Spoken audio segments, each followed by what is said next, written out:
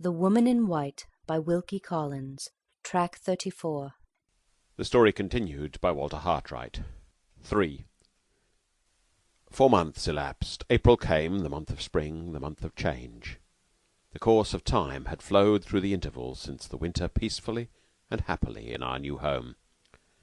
I had turned my long leisure to good account, had largely increased my sources of employment, and had placed our means of subsistence on surer grounds.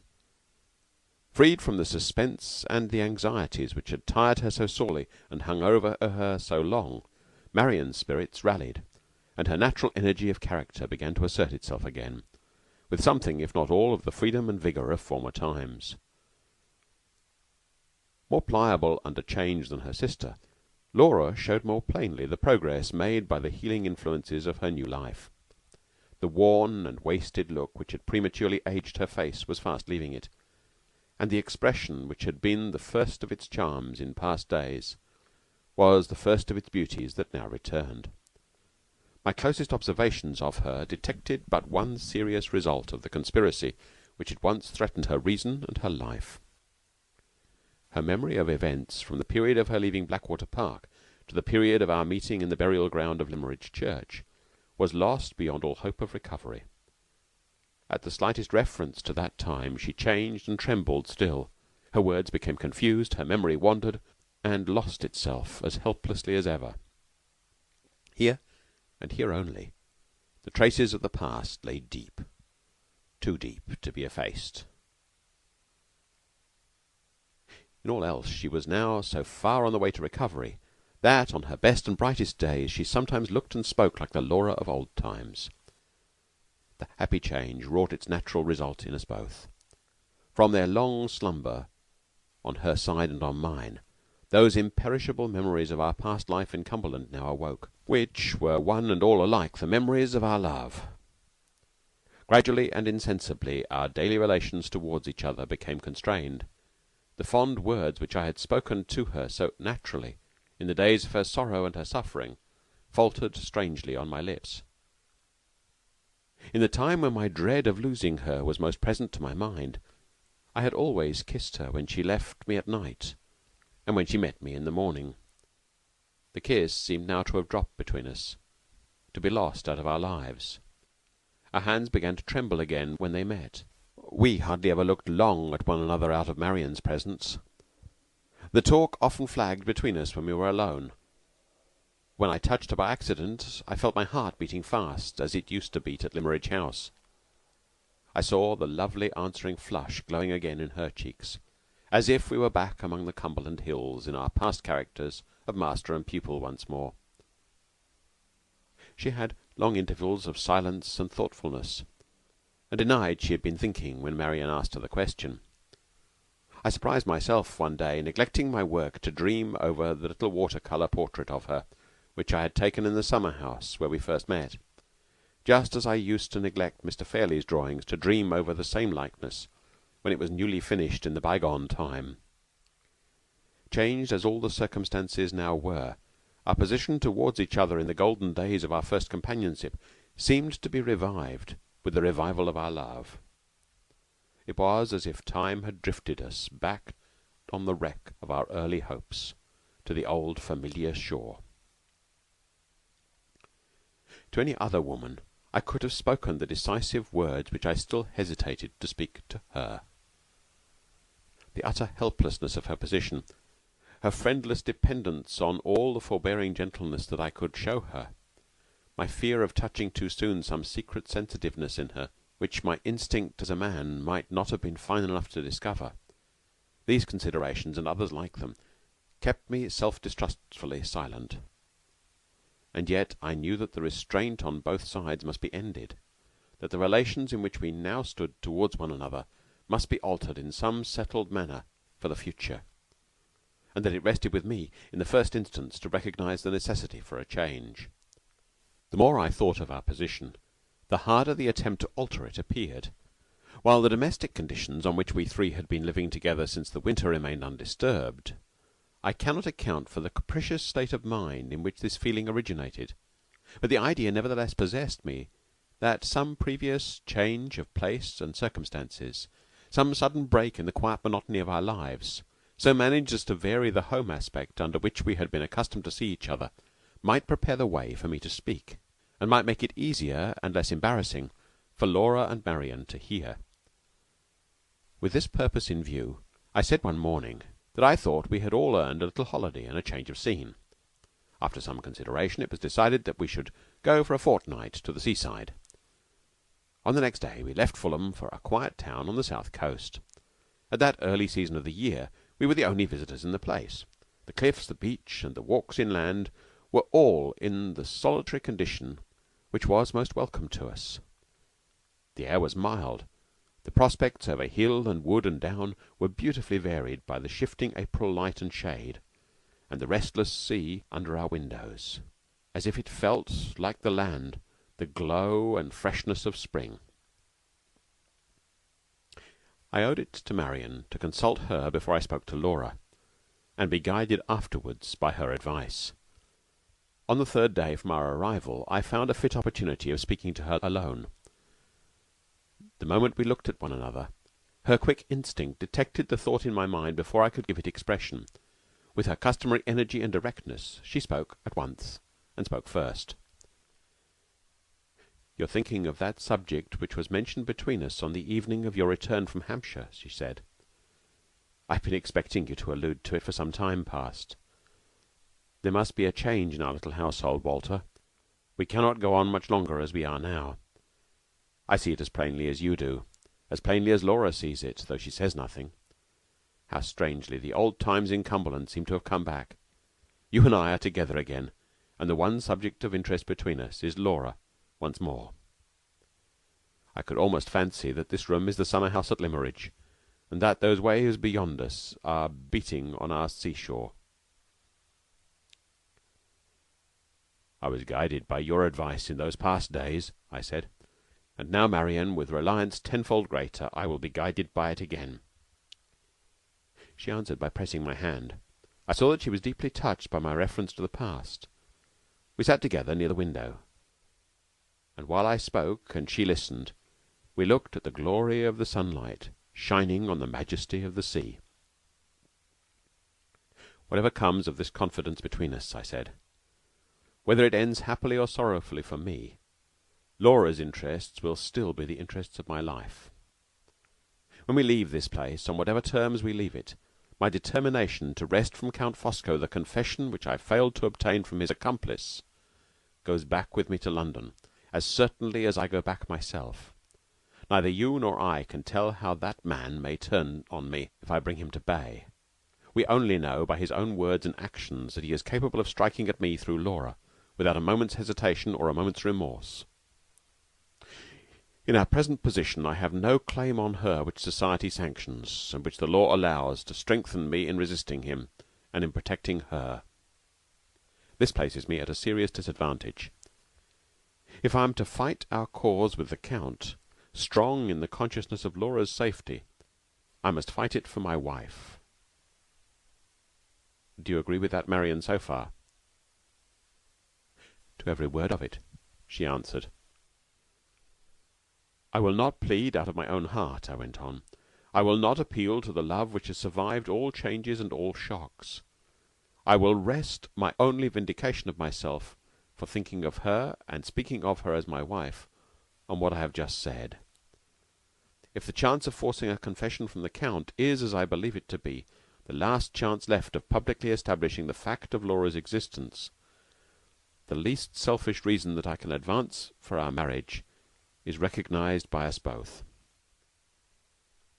But I may be wrong in my conviction. Other means of achieving our purpose may be in our power, which are less certain and less dangerous. I've searched anxiously in my own mind for those means, and I have not found them. Have you?"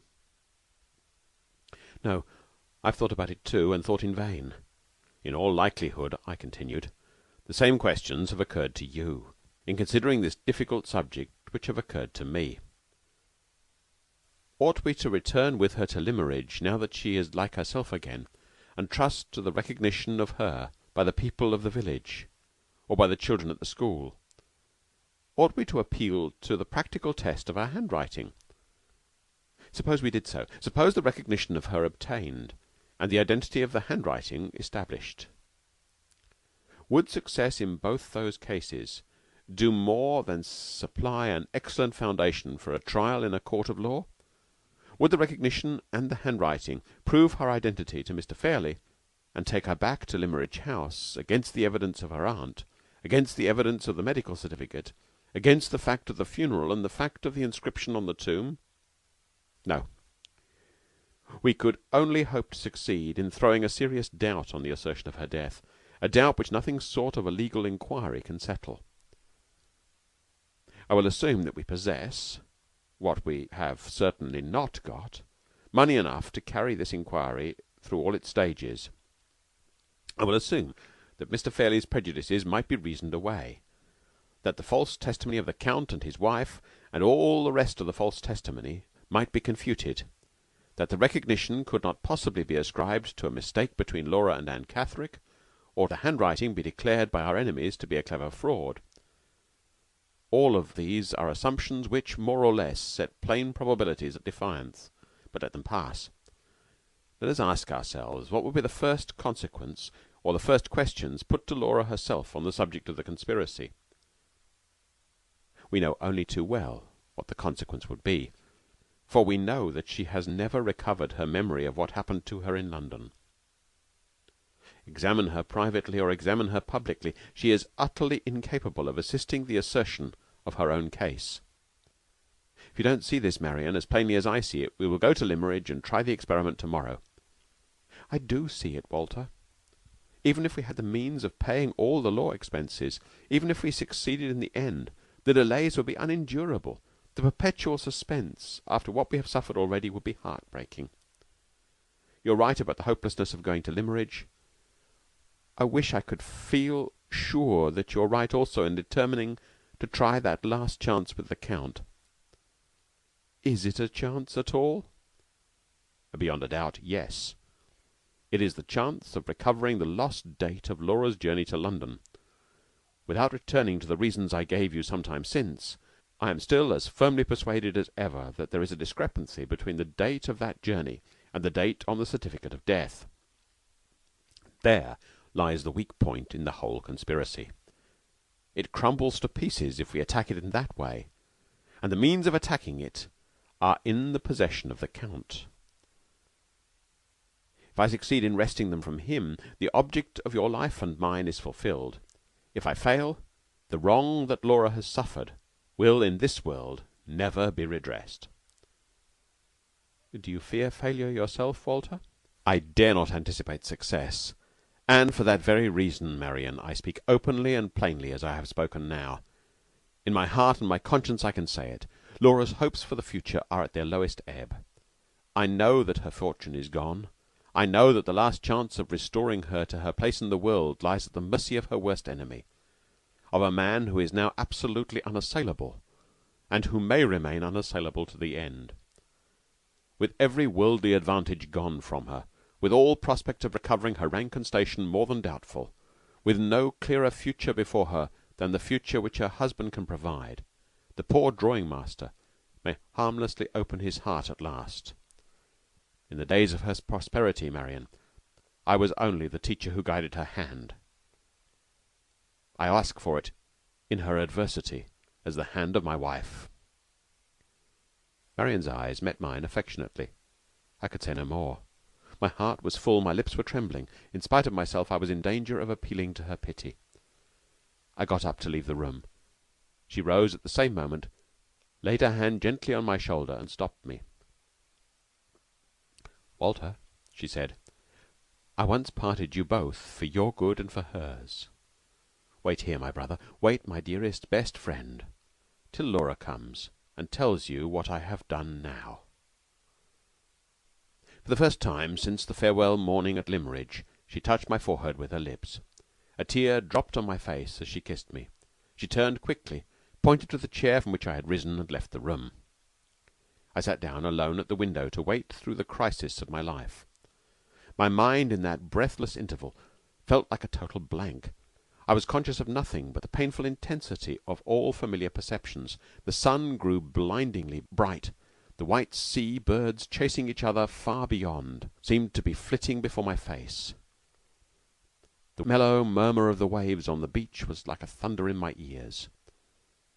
The door opened, and Laura came in alone. So she had entered the breakfast room at Limmeridge House on the morning when we parted. Slowly and falteringly, in sorrow and in hesitation, she had once approached me. Now she came with the haste of happiness in her feet, and the light of happiness radiant in her face.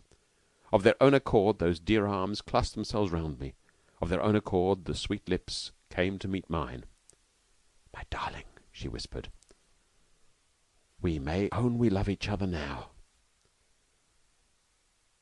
Her head nestled with tender contentedness on my bosom.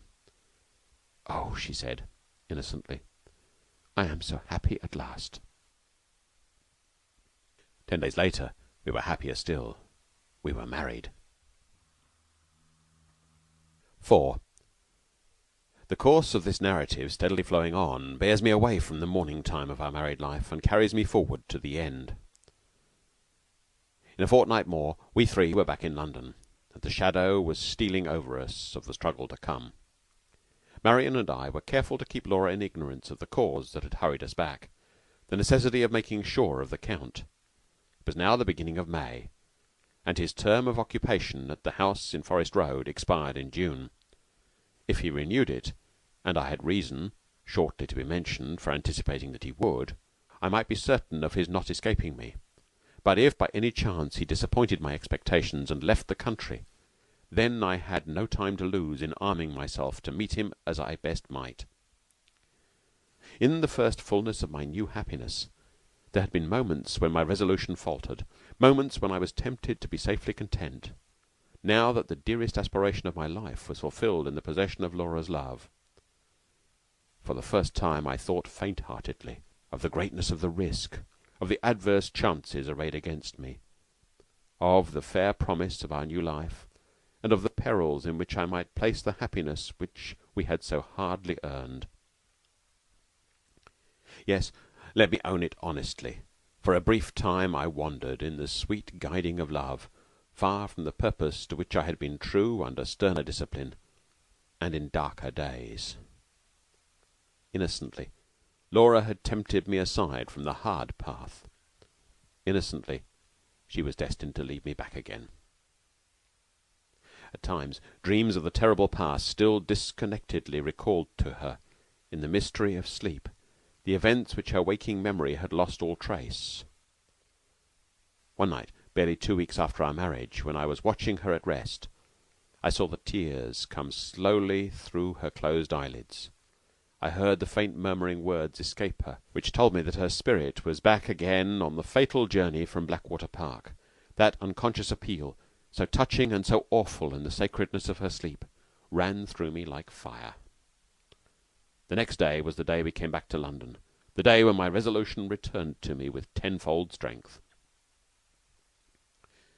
The first necessity was to know something of the man. Thus far, the true story of his life was an impenetrable mystery to me. I began with such scanty sources of information as were at my own disposal. The important narrative written by Mr. Frederick Fairley, which Marian had obtained by following the directions I had given her in the winter, proved to be of no service to the special object with which I now looked at it. While reading it, I reconsidered the disclosure revealed to me by Mrs. Clements of the series of deceptions which had brought Anne Catherick to London, and which had there devoted her to the interests of the conspiracy. Here again the Count had not openly committed himself. Here again he was, to all practical purposes, out of my reach. I next returned to Marian's journal at Blackwater Park. At my request, she read to me again a passage which had referred to her past curiosity about the Count, and to the few particulars which she had discovered relating to him. The passage to which I allude occurs in that part of her journal which delineates his character and his personal appearance.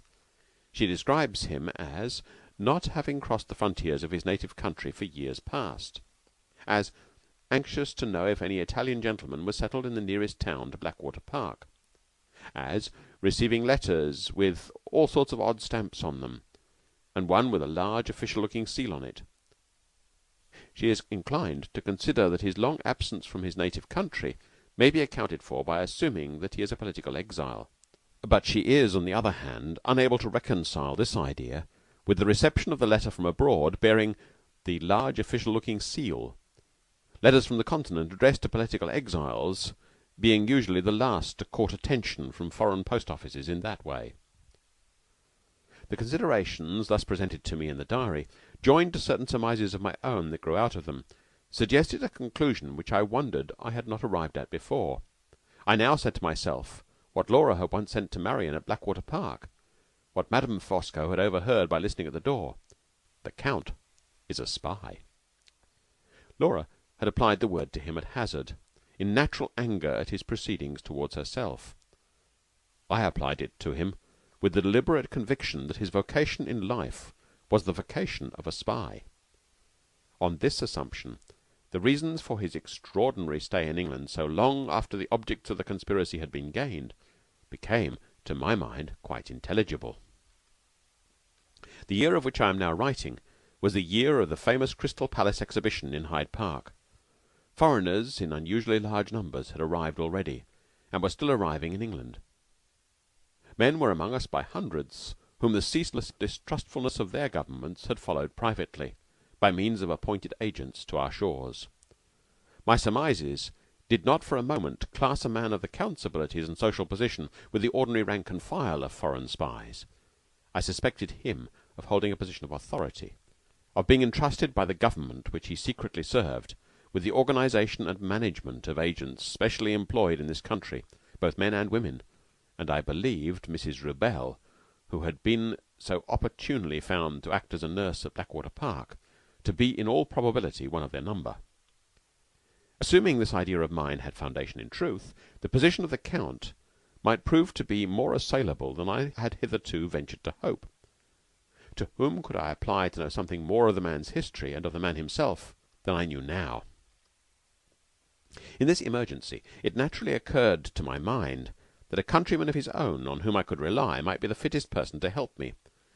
The first man I thought of under these circumstances was also the only Italian with whom I had intimate acquaintance, my quaint little friend, Professor Pesca. The Professor had been so long absent from these pages that he has run some risk of being forgotten altogether. It is the necessary law of such a story as mine that the persons concerned in it only appear when the course of events takes them up. They come and go, not by favour of my personal partiality, but by right of their direct connection with the circumstances to be detailed. For this reason, not Pesca alone, but my mother and sister as well, have been left far in the background of the narrative.